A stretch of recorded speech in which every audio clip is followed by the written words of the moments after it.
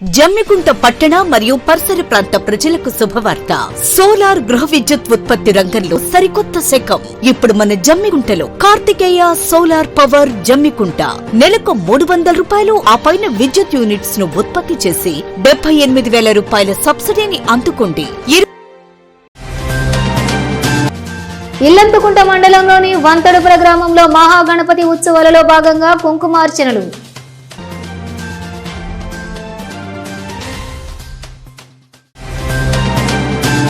రాహుల్ గాంధీ వ్యాఖ్యలను నిరసిస్తూ జమ్మికుంట పట్టణంలో బీజేపీ పార్టీ ఆధ్వర్యంలో దిష్టిబొమ్మ దగ్ధం.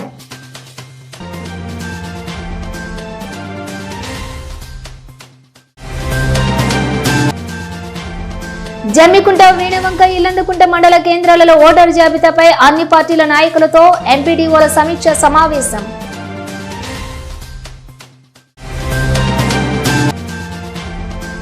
మున్నూరు కాపులు రాజకీయంగా ఆర్థికంగా ఎదగాలి. మున్నూరు కాపు సంఘం రాష్ట్ర ఉపాధ్యక్షులు పొన్నగంటి మల్లయ్య.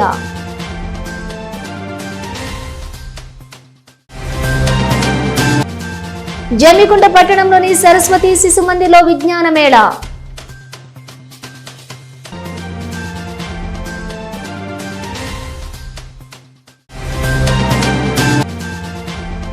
జమ్మికుంట రూరల్ సీఐ లక్ష్మీనారాయణ ఇంటిలో ఏర్పాటు చేసిన వినాయకుని నిమజ్జన ప్రక్రియ.